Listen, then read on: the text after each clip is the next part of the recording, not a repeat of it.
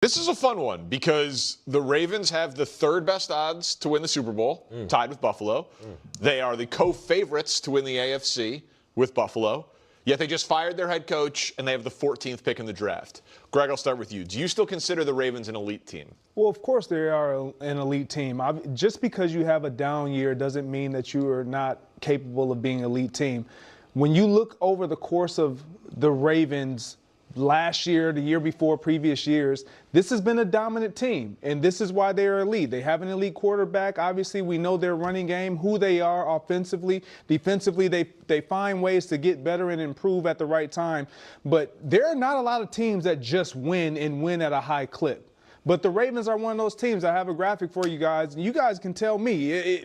Would we suggest that these top teams, when you look at the Eagles, Lions, Bills, all over the last 3 seasons, 36 wins, pretty elite, correct? We look at those teams and give those teams opportunities to win and a chance to win. The Ravens are right there tied with the defending the Super Bowl champs, Seahawks. And then you got one more win than Kansas City. And then you have the Chiefs right there. So you got 3 of the last 3 Super Bowl champions with top wins in the National Football League. All 3 of those teams, just because they haven't had success as of recent, they are elite. You have an elite quarterback. You have a roster that you feel really good about going into this offseason. We were all suggesting, man, the Ravens they have the best opening. All they need is a head coach that understands what the task is at hand and to see if he can get over the hump. And we expect this team to come out of the North. I know, Willie, what you're going to probably say. You're going to have to counter for that. But we expect this team to come out of the North, be in the mix, because they have Lamar Jackson. Yes, this team is elite. No, they're not elite. Okay. Let's keep it a buck. On paper, yes, they look like an elite team. But when you finish 8-9 and miss the playoffs, that doesn't make you elite anymore. What Coach Mentor, now head coach of the Ravens, just said, the standard for the Ravens is playing physical football. We haven't seen that. You talk about interior line, offensive line of Ravens, depleted. You're talking about the only weapon on the outside is Zay Flowers. You talk about 2 tight ends who were spotty, surely likely dealt with some injuries. Mark Andrews was in and out of the lineup, wasn't as consistent. Derrick Henry had issues. I mean, the bottom line, at one point, they were elite. I give you that. But you're talking about currently, they are not elite. And the teams right now who are elite, like the Broncos, the Seahawks, the Rams, the Bills, those teams play a brand of football and are consistent and have the ability to make deep runs in the playoffs. I don't see that happening with the Ravens. Obviously, with them not being in the playoffs last year, what I struggle with is defensively they have lost their identity. When they lost Matabikwe, that was a huge blow to their defense. It was. Because he was their #1 run stopper. And you talk about in the back, and Marlon Humphreys, we couldn't find him on tape. So you have all these deficiencies on these teams, and all these guys you depend on, they haven't showed up. And outside of Lamar Jackson coming off this injury-plagued year, I'm not confident they're going to go back to elite form next year. So I don't believe they're elite. All right, let's break this down and examine the situation surrounding the Baltimore Ravens. First off, the assertion about Mark Andrews constantly moving in and out of the lineup is simply inaccurate.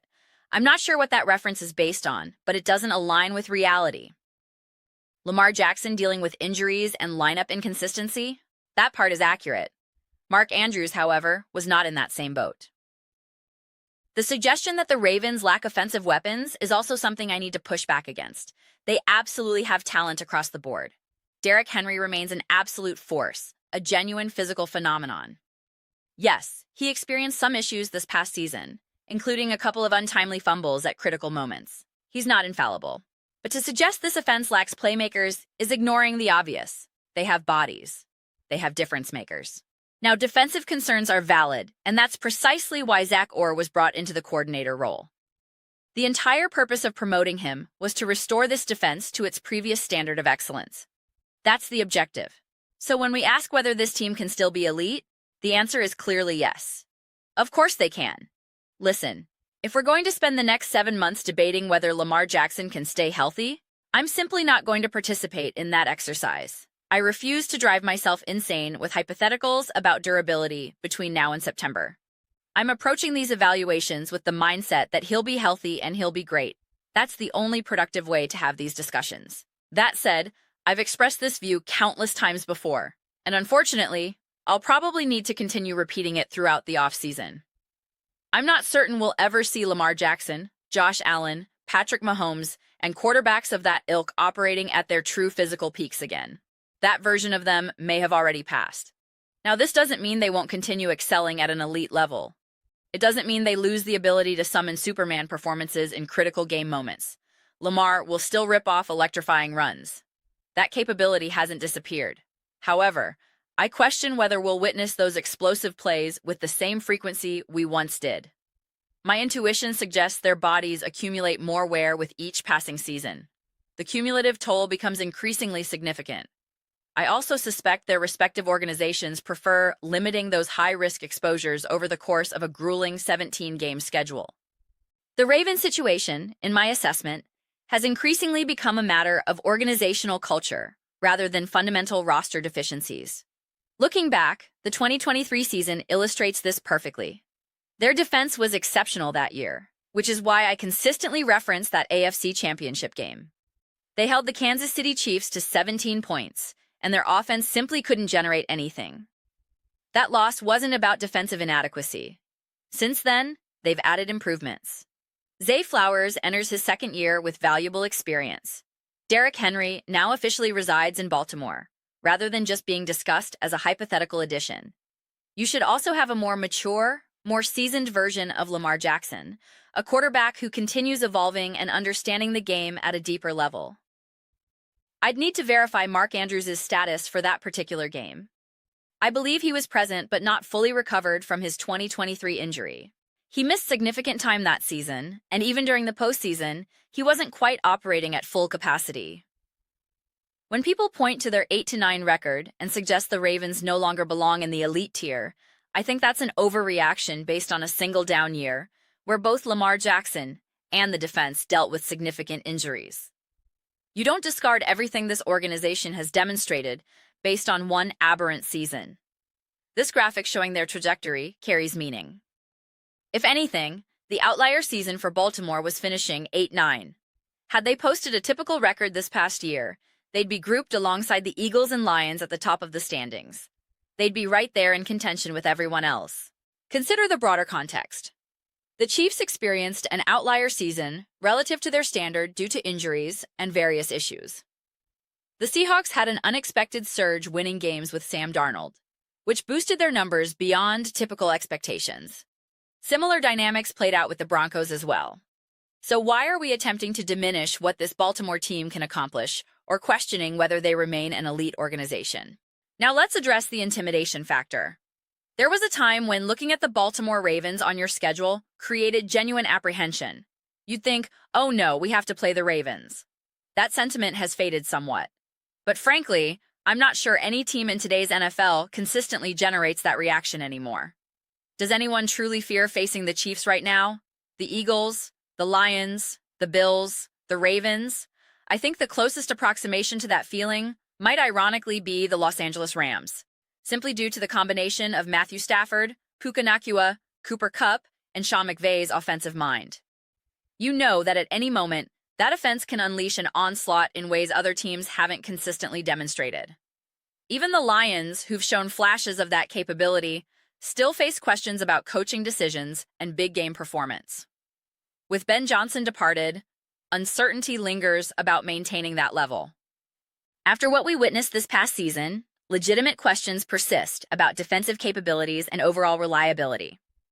Even if Baltimore's offensive game planning or strategic approach isn't universally regarded as elite, the reality remains that they possess personnel capable of carrying significant portions of the offensive burden. If they achieve even competent elevation or successful management from a play-calling perspective, that represents substantial progress. That's considerable additional benefit.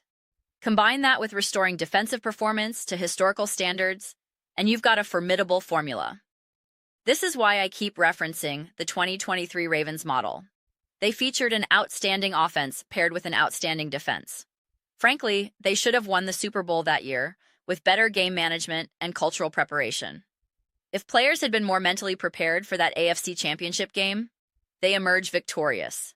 Then they faced a San Francisco team they had absolutely dominated just weeks earlier. The issue wasn't about needing external additions or specific personnel changes. The problem centered on superior play calling, improved game management, and ensuring the team was psychologically ready to compete.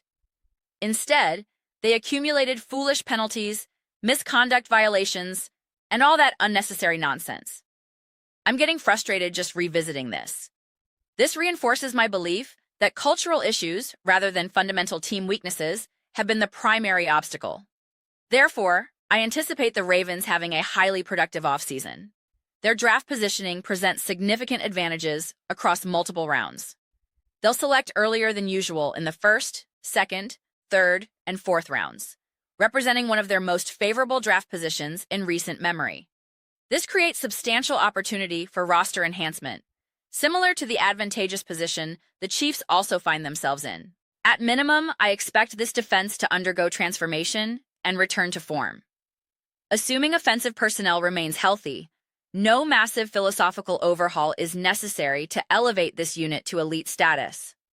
Now, does this guarantee Super Bowl victory? Does it automatically install them as the top contender? No, absolutely not. However, it maintains their position within the elite category. The only scenario where I envision them dropping from this tier involves Lamar Jackson appearing fundamentally disconnected in his play. I mean disconnected in terms of on-field presence and execution. Last season, something felt consistently off. He seemed uncertain, lacking his typical self-assurance. Beyond the physical injuries, there was a palpable lack of trust in his own abilities. The entire season felt unusual, almost surreal. I joked earlier that it resembled playing Madden when the controller suddenly disconnects mid-play. Something just didn't click. It didn't feel right. Assuming he avoids repeating that particular aspect of his performance, I genuinely struggle to identify reasons why they won't return to a position of success. I have difficulty envisioning them replicating another 8-9 campaign or worse.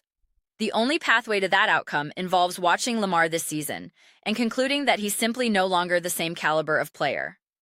That would prompt legitimate questions about whether he'll ever regain his previous form. I'm not predicting this scenario. I'm merely identifying it as the sole factor that could derail this team's trajectory and prevent them from being a franchise you must reckon with, a team you must prepare for with genuine concern. The alternative perspective, automatically assuming the Broncos are superior, the Bills are superior, the Eagles are superior, the Chiefs are superior, simply doesn't hold up under examination. That conclusion defies logical evaluation of the roster, coaching, and organizational history. Those represent my personal reflections on this topic. I'm genuinely eager to hear your perspectives. What are your thoughts regarding the Baltimore Ravens' current standing? Do you still classify them among the NFL's elite teams? Share your perspectives in the comments below. I personally review every comment received. Whether our viewpoints align or diverge, either way, let's generate meaningful dialogue. Let's engage in respectful debate, but ultimately, let's ensure we're enjoying ourselves. Please consider subscribing. We're cultivating an exceptional community here, and genuinely welcoming you as part of it would be fantastic. My objective is creating something we all authentically feel connected to, something we're genuinely enthusiastic about participating in.